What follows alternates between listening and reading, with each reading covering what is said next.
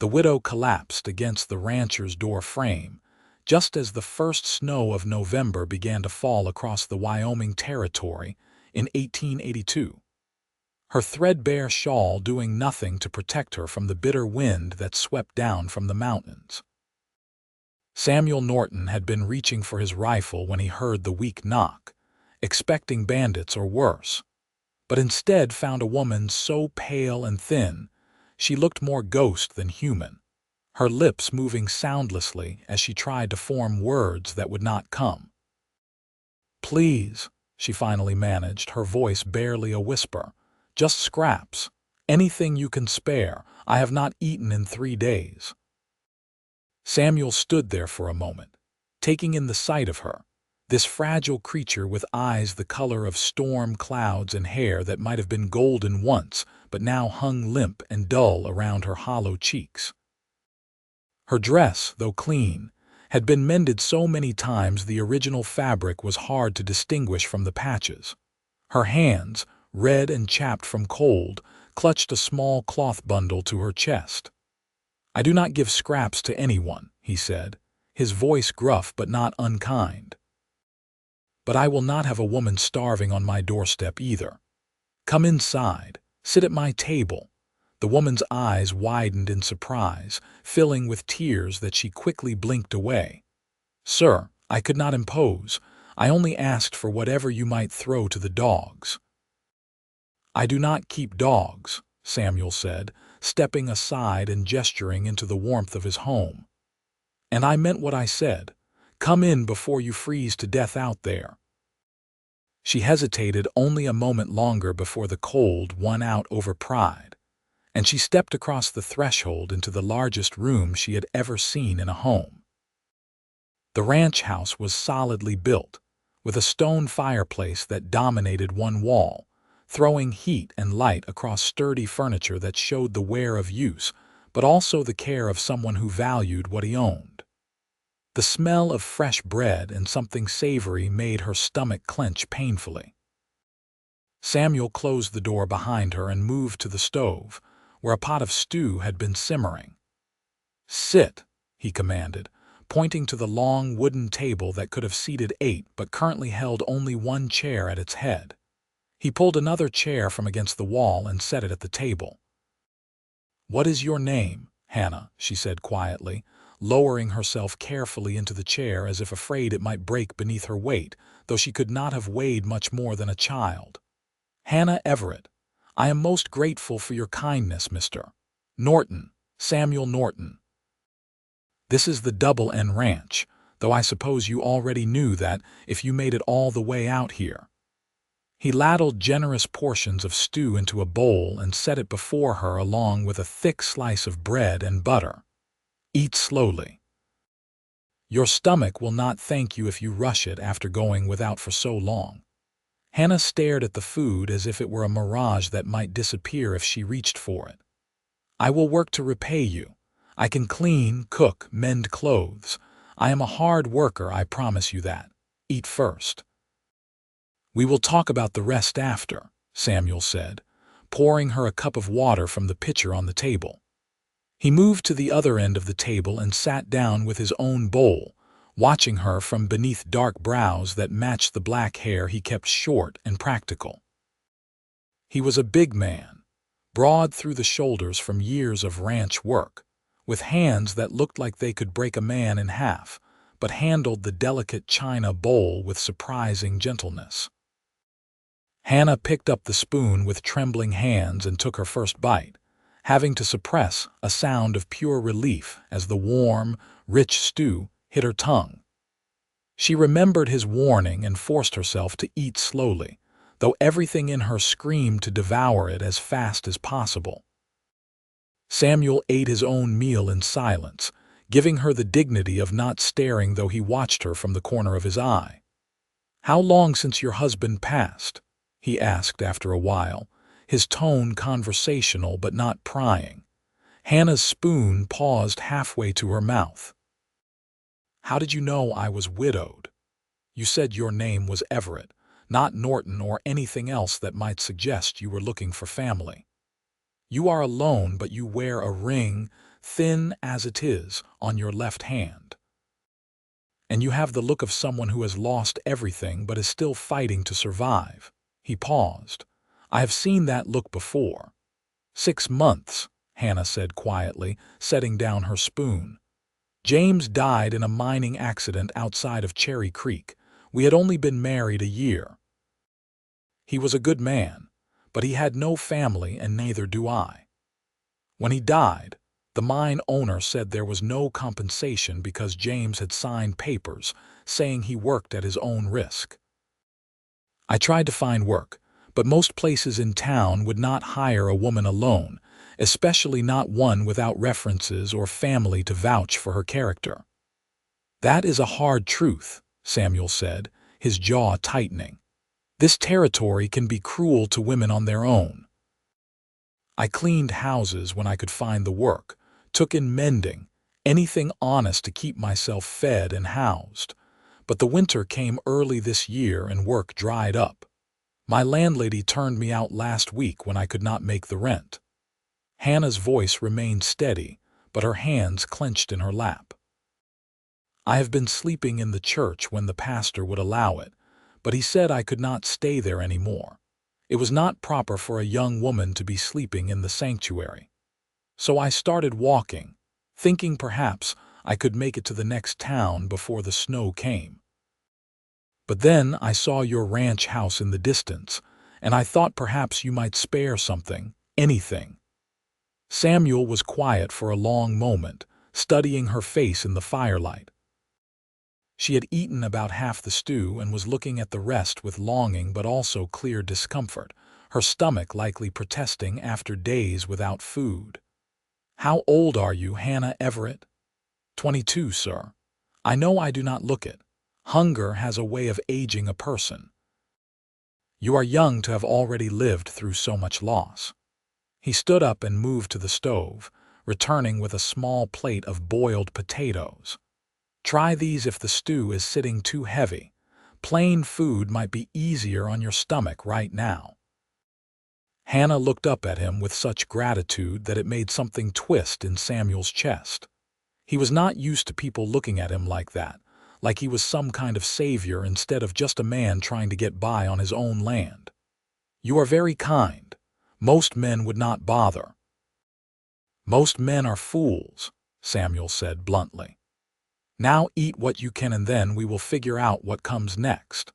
What came next turned out to be Samuel clearing out the small room off the kitchen that he had been using for storage and setting up a bed with clean linens while Hannah finished eating.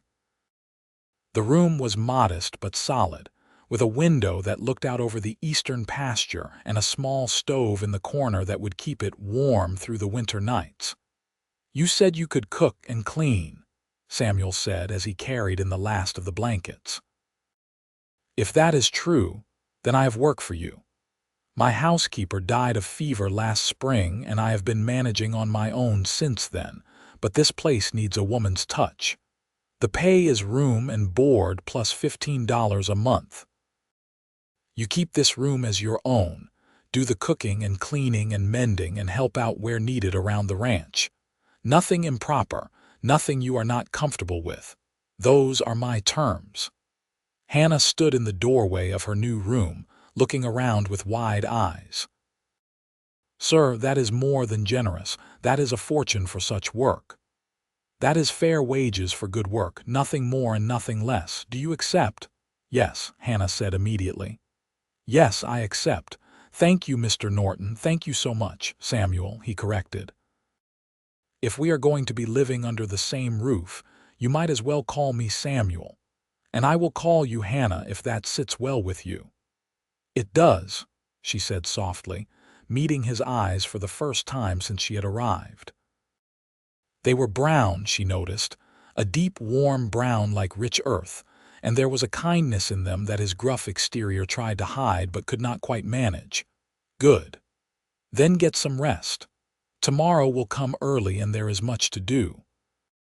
That first night, Hannah lay in the narrow bed and stared at the ceiling, unable to quite believe that her luck had turned so suddenly. She had been prepared to die in the snow, had made her peace with it even, And now here she was in a warm bed with food in her belly and the promise of work that would keep her alive through the winter. She curled up under the heavy blankets and let herself cry for the first time in weeks, quiet tears of relief and exhaustion that soaked into the pillow until she finally fell asleep. Samuel lay awake in his own room down the hall, wondering what he had just done. He had meant what he said about needing help around the ranch. That much was true. But there was something about the woman that had gotten under his skin, some quality he could not quite name that had made him offer her not just a meal but a job and a home. He was 30 years old and had been running this ranch alone since his father died 5 years ago, content in his solitude and asking nothing from anyone. Now he had invited a stranger into his home, a woman he knew nothing about except that she had been desperate enough to beg for scraps at his door. He told himself it was just Christian charity, the right thing to do. But as he finally drifted off to sleep, he could not shake the image of those storm-gray eyes looking up at him with such hope and gratitude, like he had hung the moon just by offering her a seat at his table. Morning came with the crow of roosters and the lowing of cattle waiting to be fed. Samuel rose before dawn as he always did, dressed quickly in the cold air, and made his way to the kitchen to start the stove. He was surprised to find Hannah already there, her hair tied back in a neat bun, wearing the same worn dress but with an apron she must have found in one of the cupboards tied around her waist. "Good morning," she said, looking up from where she was slicing bacon. "I hope you do not mind. I wanted to earn my keep right away. You should have slept longer. You need rest to recover your strength. I have rested enough. Please let me do this. I need to feel useful." There was a quiet determination in her voice that Samuel recognized, the pride of someone who refused to be seen as a charity case. "All right then. Coffee is in the tin on the top shelf. Eggs are in the basket by the door, though you will have to gather fresh ones later. The chickens are contrary creatures, so wear thick gloves or they will peck you bloody." A ghost of a smile crossed Hannah's face. "I grew up on a farm before my parents died. I know how to handle contrary chickens." Samuel nodded and headed out to begin his morning chores, feeding the horses and cattle, checking the fences, and making sure everything was secure before the worst of winter set in. When he returned nearly 2 hours later, stamping snow off his boots at the door, the smell of fresh coffee and bacon and eggs made his stomach growl with appreciation. Hannah had set the table for two, with plates and cups and utensils laid out properly, and she had even found the good napkins his mother had made years ago that he had forgotten he owned. "Sit, please," she said, gesturing to his usual spot at the head of the table. "Breakfast is ready." The food was simple but perfectly cooked, the bacon crispy but not burnt, the eggs done just right, the coffee strong and hot. Samuel ate with more enthusiasm than he had shown for a meal in months, suddenly realizing how tired he had gotten of his own cooking. "This is good," he said after a few bites. "Very good." Hannah's face flushed with pleasure at the compliment. "Thank you. I am glad it meets your standards. After breakfast, I thought I would start on the mending. I noticed you have several shirts with torn seams and missing buttons." "You noticed that already. I am observant," she said with a small smile. "It comes from years of having to make do with very little. You learn to see what needs fixing before it becomes a bigger problem." They fell into a routine over the following days that felt surprisingly natural. Hannah would rise early to start breakfast while Samuel tended to the animals and the ranch work. They would eat together, mostly in companionable silence, and then go about their separate tasks. Hannah cleaned and mended and cooked with a thoroughness that impressed Samuel, finding dust and disrepair in corners he had long since stopped noticing. She scrubbed floors and washed windows and organized the pantry, working from dawn until well past dark with a determination that spoke of someone trying to prove their worth. "You do not have to work yourself to death," Samuel told her one evening as she was still scrubbing pots long after dinner had been cleared. "The work will still be here tomorrow." "I know," Hannah said, but she did not stop scrubbing. "I just want to make sure you do not regret taking me in." Samuel leaned against the doorframe, studying her. "Hannah, look at me." She turned, her hands still dripping soapy water. "I do not regret it. You have earned your place here 10 times over already. You can rest without worrying I will throw you out." Something in her posture relaxed slightly. "Old habits," she said quietly. "Before James died, I was always afraid we would not have enough, that something would happen and we would lose everything. And then he died and I did lose everything, and that fear became real. It is hard to let go of." "I understand," Samuel said, and he did. He remembered the lean years after his father died, when the ranch had almost failed and he had worked himself nearly to death trying to keep it running. "But you are safe here. As long as you want to stay, you have a home." The words hung in the air between them, heavier than he had meant them to be. Hannah met his eyes, searching for something, and whatever she found there made her nod slowly. "Thank you, Samuel. That means more than you know." As November turned to December, the snow fell heavier and more frequently, blanketing the ranch in white and making the work harder, but also creating a strange kind of intimacy. Samuel and Hannah were often the only two people for miles around, isolated by the weather and the remote location of the ranch. They began to talk more during meals, sharing stories of their pasts. Hannah spoke of her childhood on a small farm in Kansas, of parents who had loved her but died when she was 16, leaving her alone and eventually desperate enough to marry a kind man she barely knew just to survive. Samuel told her about his father, a stern but fair man who had built this ranch from nothing, and taught Samuel everything he knew about the land and cattle and horses. "He sounds like he was a good man," Hannah said one evening as they sat by the fire after dinner, she with her mending and he with the ranch accounts. "He was. Tough as nails and twice as stubborn, but good. He believed a man's word was his bond and that you treated everyone with respect until they gave you reason not to. He would have liked you, I think. You have that same kind of quiet strength he always admired." Hannah looked up, surprised. "You think I am strong? I know you are." "It takes real strength to keep going when everything has been taken from you. Most people would have given up, but you just kept fighting." "I did not feel strong. I felt terrified every moment of every day. Being scared and being strong are not opposites," Samuel said.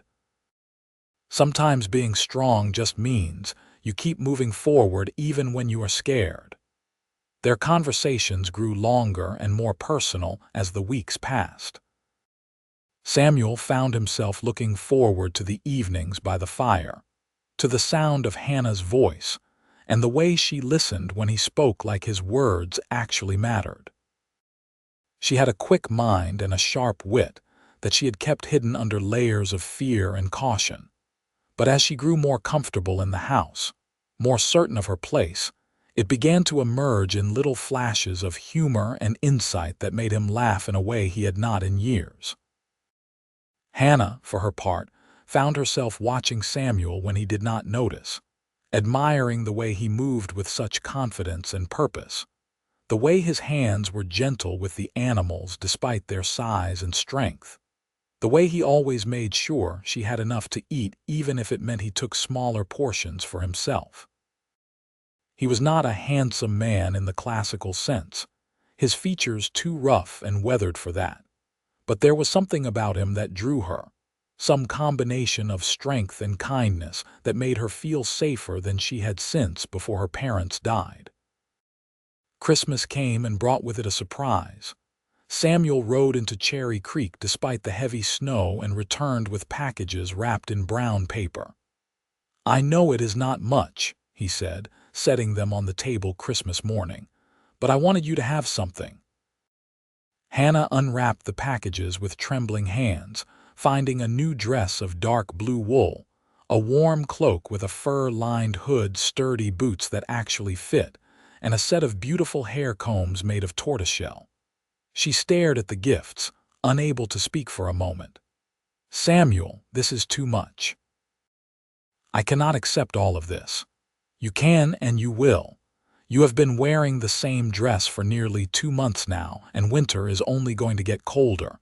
Consider it part of your wages if it makes you feel better about accepting." He pushed another smaller package toward her. "This one is not practical. This one is just because I wanted to give it to you." Inside was a book, leather-bound and beautiful, a collection of poems by Elizabeth Barrett Browning. Hannah ran her fingers over the cover, her eyes filling with tears. "How did you know I liked to read?" "I saw you looking at my books in the evening, the way you would run your fingers along the spines when you thought I was not watching. Figured you might like something of your own." "I love it," Hannah said, her voice thick with emotion. "I love all of it. Thank you, Samuel." "I did not expect anything." "Well, I did not expect to have anyone to give anything to, so I suppose we are both surprised." He rubbed the back of his neck, looking uncomfortable with the emotion in the room. "I made you something too, but it is not wrapped nice or anything." He disappeared into his room and came back with a small wooden box, beautifully made with dove-tail joints and a smooth finish. "For your things," he said gruffly. "Figured you could use someplace to keep whatever is important to you." Hannah took the box with shaking hands, running her fingers over the smooth wood. "You made this. My father taught me woodworking when I was young. I am rusty, but I remember enough." He was not meeting her eyes, clearly embarrassed by his own gesture. "It is beautiful," Hannah said softly. "It is the most beautiful thing anyone has ever made for me." She set the box down carefully and stood up, moving closer to him.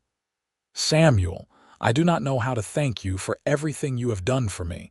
You saved my life. You gave me hope when I had none. I will never be able to repay you for that. You do not owe me anything, Hannah. I gave you those things because I wanted to, not because I expect repayment." He finally met her eyes, and the look in them made her breath catch. "I know," she whispered. "That is why it means so much."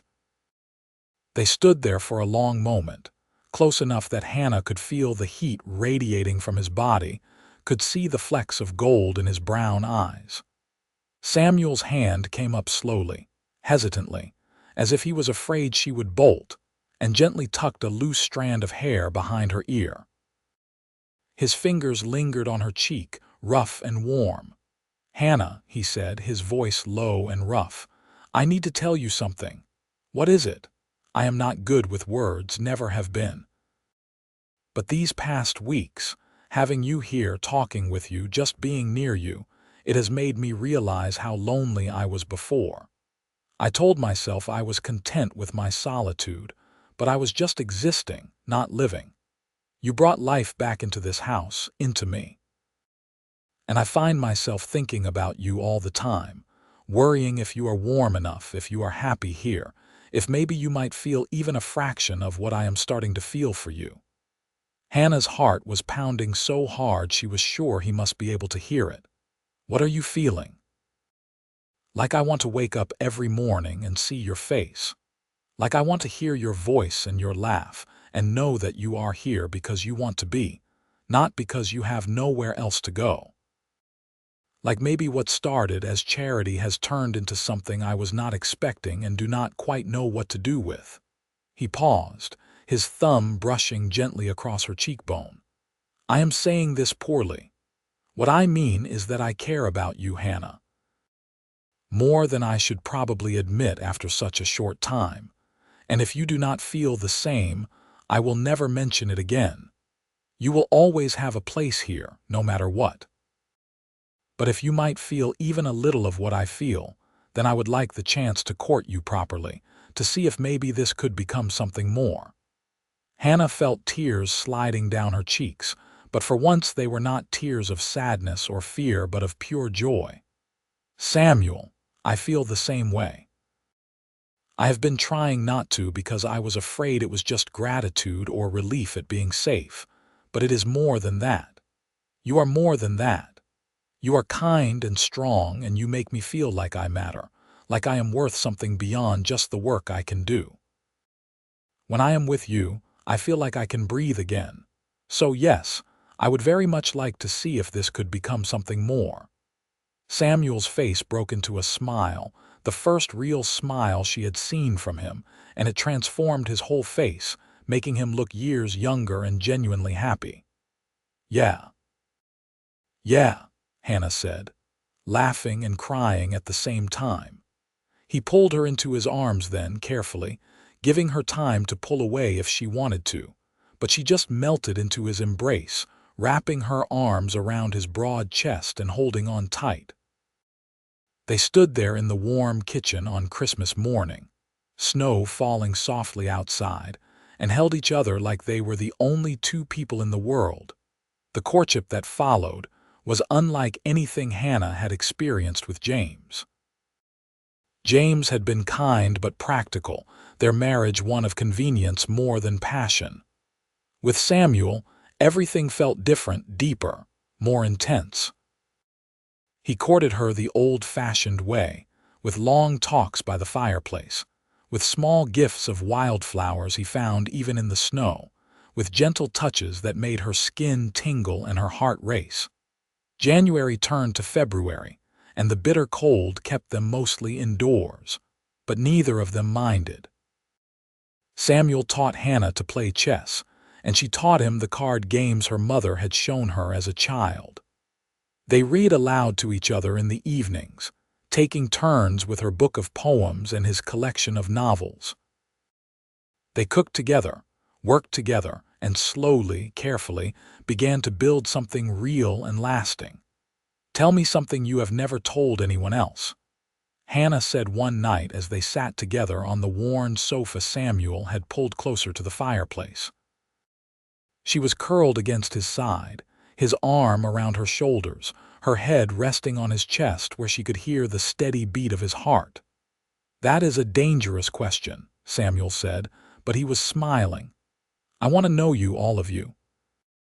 The things you show everyone and the things you keep hidden." He was quiet for a moment, his fingers absently playing with a strand of her hair. "All right. When my father died, I was angry.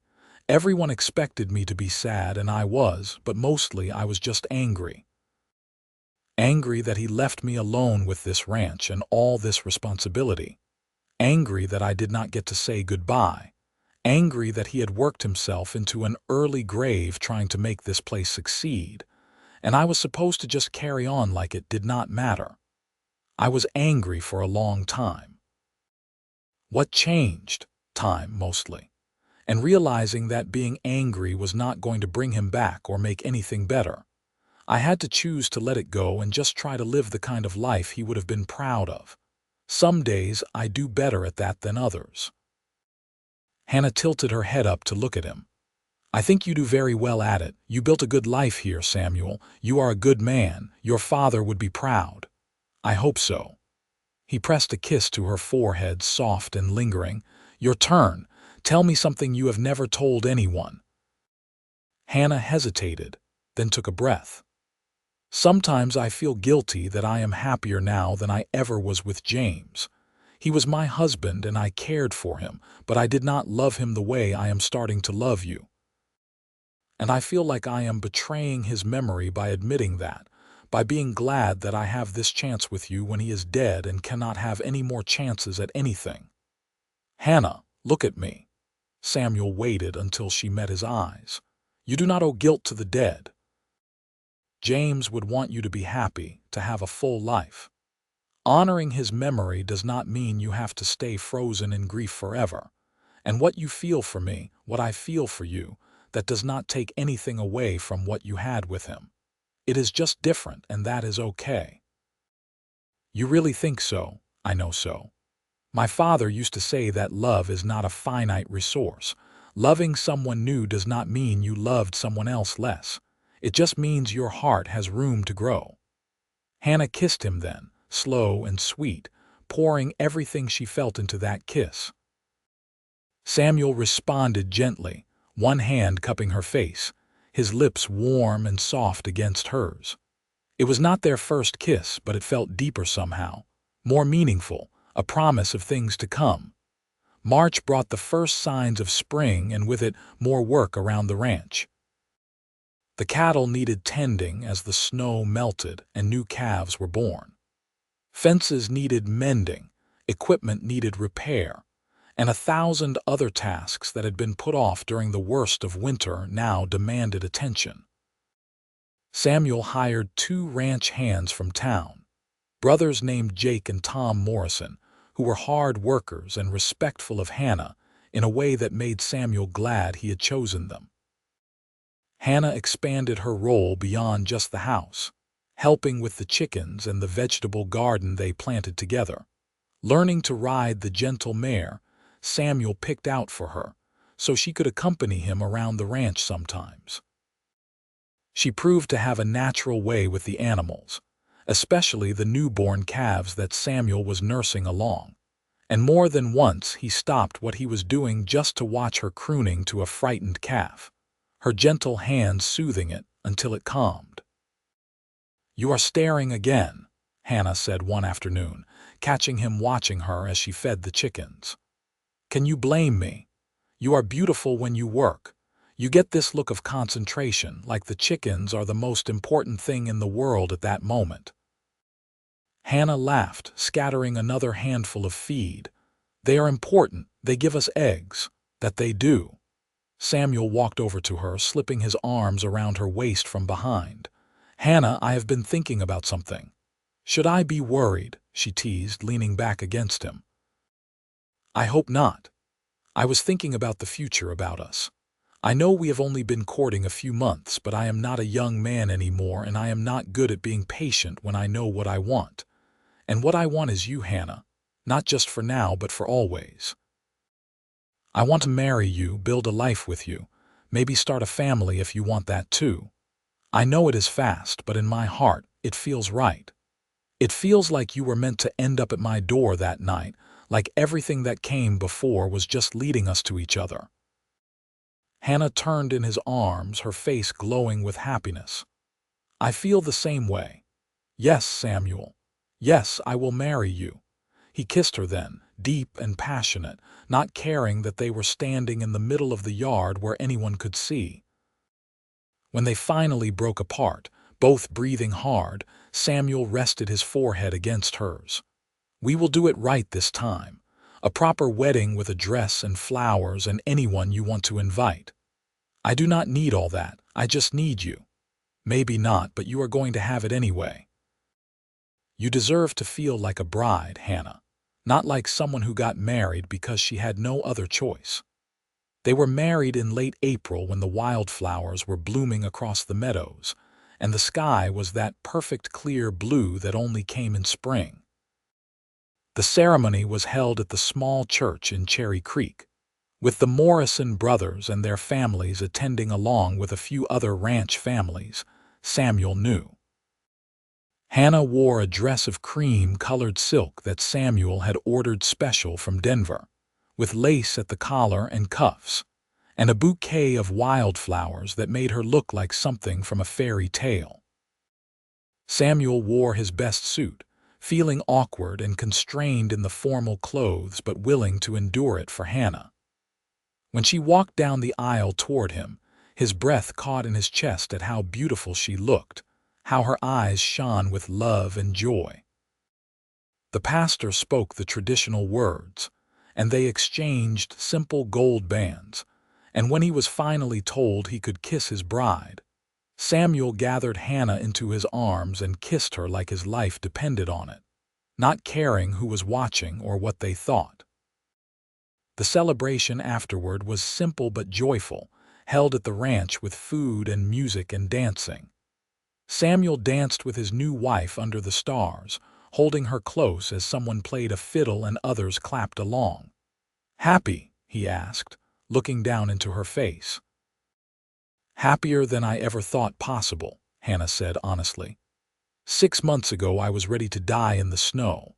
Now I am married to the most wonderful man I have ever known, and I have a home and a future. It feels like a dream. If it is a dream, I never want to wake up. Their wedding night was everything Hannah had hoped for, and nothing like her first marriage had been. Samuel was patient and gentle, taking his time, making sure she felt safe and wanted every moment. He worshipped her body with his hands and mouth, murmuring words of love and desire against her skin, until she was trembling with need. When they finally came together, it was with a tenderness and passion that left them both shaking and breathless, tangled together in the sheets as the moon rose outside their window. "I love you," Samuel whispered against her hair as they lay in the darkness afterward, her body curled perfectly against his. "I loved you the moment you looked up at me from my doorstep with those storm-gray eyes.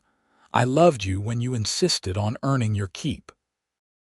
I loved you when you sang while you worked and did not think anyone could hear. I loved you before I even knew what was happening, and I will love you until the day I die and beyond if there is anything beyond." Hannah felt tears sliding down her cheeks again, but they were good tears, happy tears. "I love you too, Samuel Norton. You saved me in every way a person can be saved. You gave me back my life and my hope and my heart. I am yours for as long as you will have me." "Forever then," Samuel said firmly. "I will have you forever." Summer came in full force, bringing with it long days of hard work and warm nights filled with love and laughter. Hannah thrived on the ranch, growing stronger and healthier, her body filling out to a proper weight and her face regaining color and vitality. She was a true partner to Samuel in every sense, working alongside him when needed but also making sure he took time to rest and eat properly, and not work himself into an early grave like his father had. In July, Hannah began to feel unwell in the mornings, and when the pattern continued for a week, she went into town to see the doctor.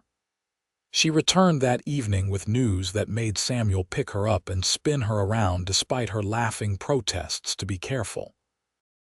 "A baby," he kept saying, his face split by an enormous grin. "We are going to have a baby." "You are happy then?" Hannah asked, though she could see the answer written all over his face. "Happy, Hannah, I am over the moon. You have given me everything I never knew I wanted, and now this. I am the luckiest man alive." The pregnancy was mostly easy, and Hannah continued to help around the ranch well into her 6th month before Samuel finally put his foot down and insisted she rest more. "You are carrying precious cargo," he said firmly. "I will not have you overworking yourself." "I am not made of glass," Hannah protested, but she agreed to take it easier, spending more time planning the nursery and sewing baby clothes and reading books about motherhood that Samuel brought her from town.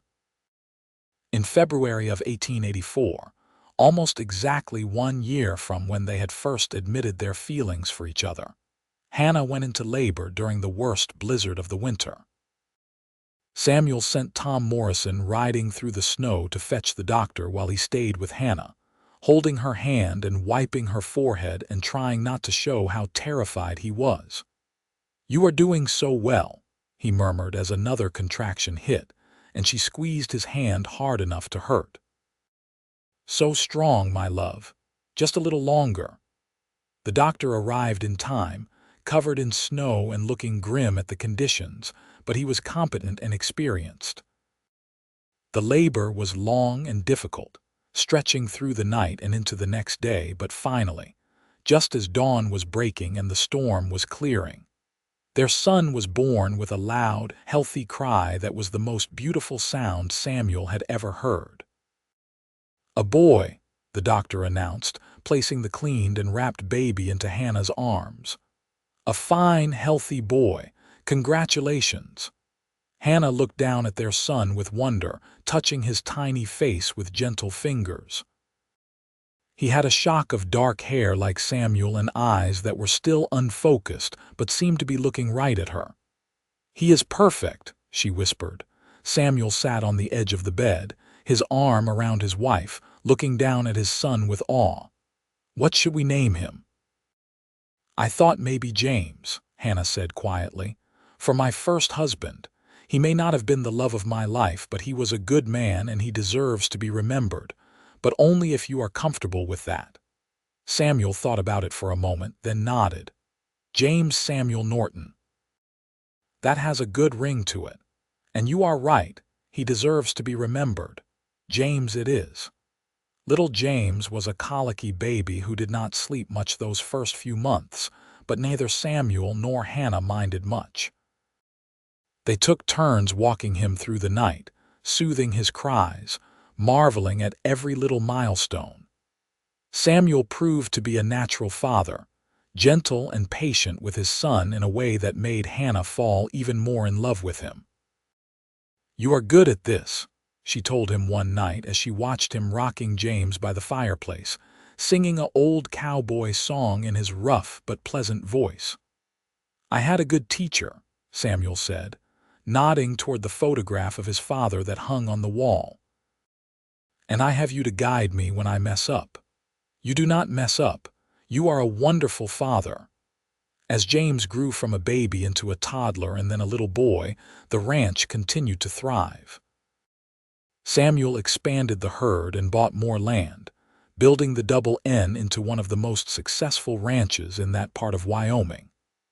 Hannah managed the household and the accounts, proving to have a sharp head for business that complemented Samuel's practical knowledge of ranching.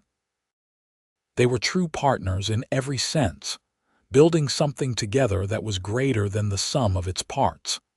In the summer of 1886, Hannah gave birth to their second child, a daughter they named Margaret Sarah after both their mothers. She was an easier baby than James had been, placid and content to watch the world with wide blue eyes that reminded Samuel of a summer sky. James was fascinated by his baby sister, wanting to help with everything, and Samuel spent hours teaching his son how to be gentle with her, how to make her laugh, how to be a good big brother. The years rolled on, marked by the changing seasons and the rhythm of ranch life. In 1888, they welcomed twin boys, Robert and William, who were a handful from the moment they drew breath and kept everyone on their toes with their energy and mischief. In 1891, another daughter arrived, Catherine, who had Hannah's gray eyes and Samuel's stubborn streak.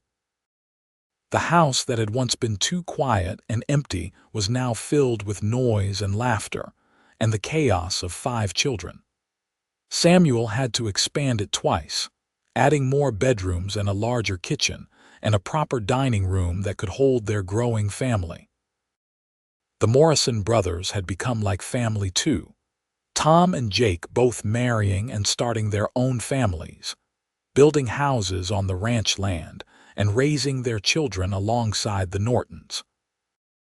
On a warm evening in the spring of 1895, Samuel and Hannah sat on the porch of their home, watching the sun set over the mountains.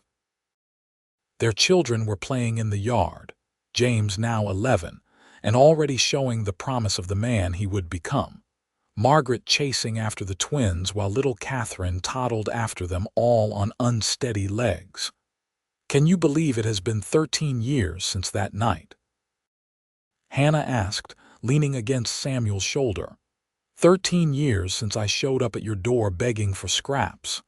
"Best night of my life," Samuel said, kissing the top of her head. "Well, second best. The night you married me probably edges it out." Hannah laughed, the sound still as beautiful to him as it had been that first morning when he had heard her singing in his kitchen. "Who would have thought that starving widow would end up here with all of this?" "I would," Samuel said firmly. "From the moment I saw that strength in you, that refusal to give up, I knew you were meant for great things. I am just glad I got to be part of them. Part of them. Samuel, you are everything. You took a broken woman who had nothing and gave her a reason to live again. You gave me love and family and home. You gave me 5 beautiful children and a life beyond anything I ever dreamed of. We gave each other those things, Samuel corrected. You saved me just as much as I saved you, Hannah. I was just existing before you came along, going through the motions. You brought joy and purpose and love into my life. You made me want to build something lasting, not just for myself, but for our children and their children after them. Everything good in my life started the night I told you to sit at my table instead of begging for scraps at my door. Our table, Hannah said softly. It has always been our table. Samuel pulled her closer, breathing in the familiar scent of her hair, feeling the solid warmth of her body against his. Our table, our home, our family, our life, all of it together. Forever, Hannah agreed, tilting her head up to kiss him softly. Forever, Samuel echoed against her lips. As the stars began to appear in the darkening sky, and the children's laughter rang out across the ranch they had built together, Samuel Norton looked at his wife and knew with absolute certainty that he would do it all over again exactly the same way. Every hardship, every challenge, every moment of doubt had led him to that November night when a desperate widow had collapsed at his door, and he had made the choice that changed both their lives. He had offered her a seat at his table, and she had given him everything in return. A love deeper than he had known existed, a family that filled his heart to bursting, a partnership that had turned a simple ranch into a legacy that would outlast them both. It had all started with a simple act of kindness, a refusal to turn away someone in need, and it had blossomed into something more beautiful and precious than gold. The years continued to pass, marked by both joy and sorrow as all lives are. Samuel's hair turned gray, then white, and Hannah's face gained lines that spoke of a life well lived and much smiled. Their children grew up strong and capable, each finding their own path in the world, though all remaining close to the ranch that had been their childhood home. James took over much of the ranch management as Samuel slowed down, proving to have inherited both his father's practical sense and his mother's head for business. Margaret married a good man from Cherry Creek and gave Samuel and Hannah their first grandchildren, twin girls who looked just like their grandmother had at that age. The twins, Robert and William, became partners in expanding the ranch's horse breeding program, gaining a reputation across the territory for their fine stock. Catherine, the baby who had never really stopped being the baby even as she grew into a beautiful young woman, became a teacher in Cherry Creek, bringing education to children whose parents could not afford to send them east to school. In the summer of 1910, Samuel and Hannah celebrated their 26th wedding anniversary surrounded by their children and grandchildren, now numbering 12 in total with more on the way. The ranch had grown into an empire of sorts, spanning thousands of acres and employing dozens of workers. But what Samuel was most proud of was not the land or the cattle or the money they had accumulated.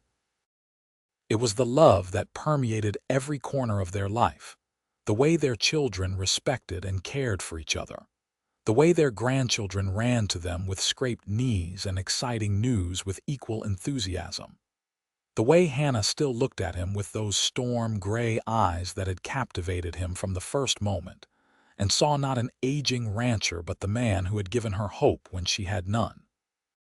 "What are you thinking about?" Hannah asked that evening as they sat in their familiar spot on the porch, watching the sun set as they had done countless times over the years. "I am thinking about how one choice can change everything," Samuel said, reaching over to take her hand. Even now, after all these years, touching her sent a thrill through him. If I had turned you away that night, if I had just given you scraps and sent you on your way, neither of us would have any of this. Our children would not exist. Our grandchildren would not exist. All of this joy and love and life would have never happened. But you did not turn me away, Hannah said softly. You saw someone in need and you helped. That is who you are, Samuel Norton. That is who you have always been. I saw you and I could not look away, Samuel corrected. There was something about you even then, half dead from hunger and cold, that called to me. My heart knew what my head had not figured out yet, that you were mine and I was yours, and we were meant to build this life together. Hannah leaned over and kissed him, her lips still soft against his, though they had shared countless kisses over the years. I love you. I have loved you every day since that Christmas morning when you gave me those gifts, and I realized you saw me as more than just a charity case.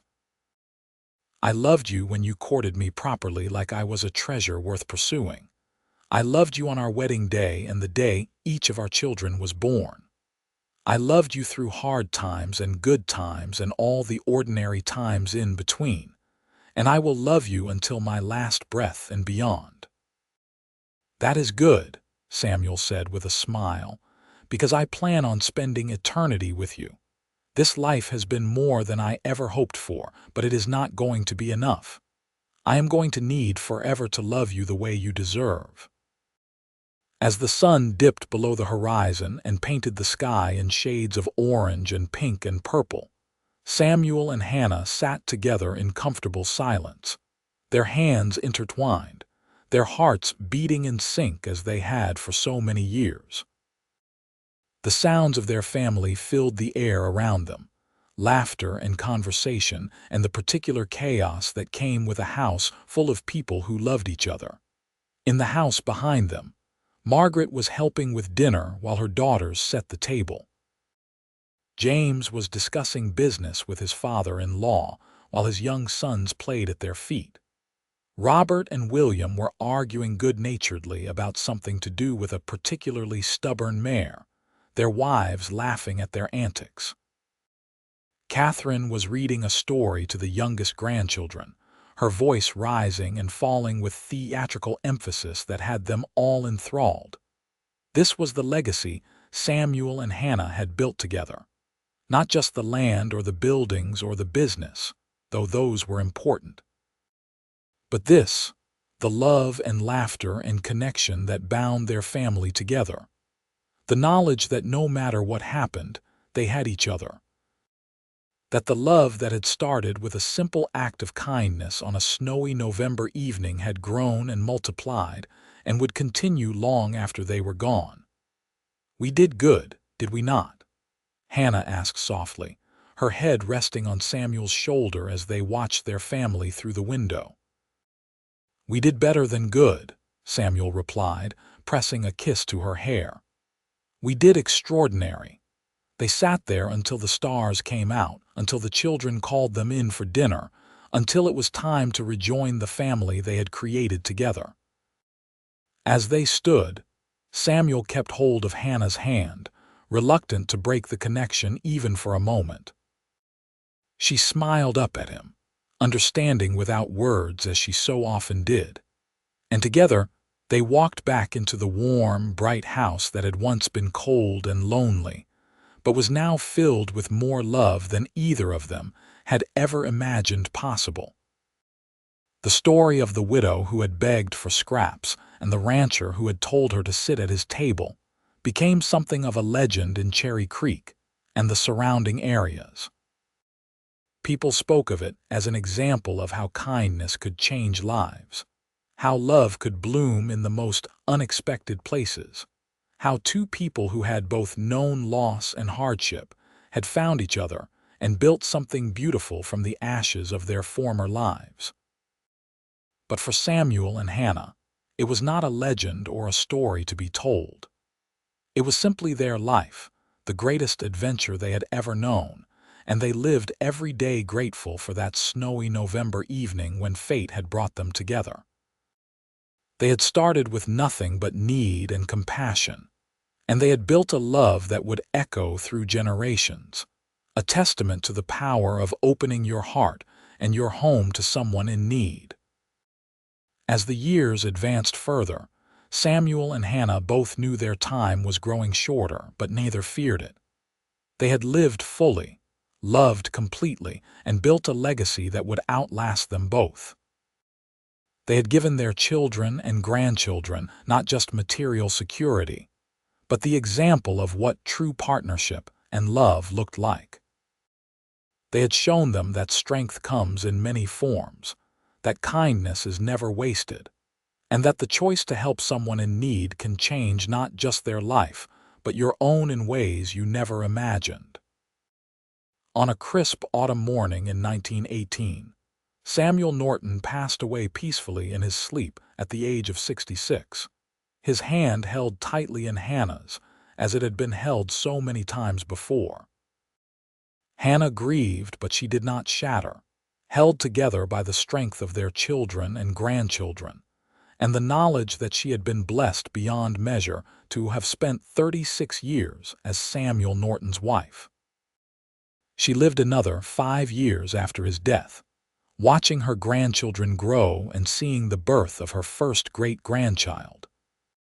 She spent her final years in the home Samuel had built for them, surrounded by family and love, often sitting on that same porch where they had spent so many evenings together, feeling his presence beside her even though he was gone. When Hannah Everett Norton passed away peacefully in her sleep in the spring of 1923, she was laid to rest beside her husband in the small cemetery overlooking the ranch. Their graves were marked by a simple stone that read, "Samuel and Hannah Norton." He gave her a seat at his table. She gave him forever. The Double N Ranch continued to thrive under the management of their children and grandchildren, growing and changing with the times but never losing the essential heart that Samuel and Hannah had given it. The house remained standing, expanded and updated over the years, but still recognizably the same home where a starving widow had found sanctuary, and a lonely rancher had found love. And on quiet evenings, when the sun set over the mountains and painted the sky in brilliant colors, those who lived on the ranch sometimes swore they could see two figures sitting on the porch, hands intertwined, watching the sunset together as they had done for so many years. It was just a trick of the light, of course, or perhaps wishful thinking. But it was nice to think that somewhere, somehow, Samuel and Hannah were still together, still in love, still grateful for that November night when a simple act of kindness had changed everything. Their story lived on in the family they had created, in the values they had instilled, in the ranch they had built from hardship and hope.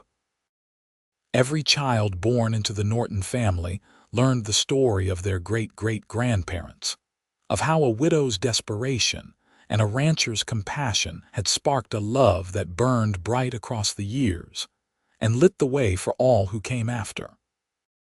It was a story of survival and kindness, of second chances and new beginnings, of two people who had both known loss finding each other at exactly the right moment and choosing to build something beautiful together.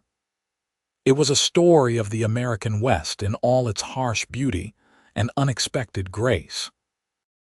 But most of all, it was a love story, pure and simple, proof that sometimes the greatest treasures in life come from the simplest acts of human kindness. The widow had begged for scraps at his door. The rancher had said, "Sit at my table." And from that moment, everything had changed. For both of them, forever.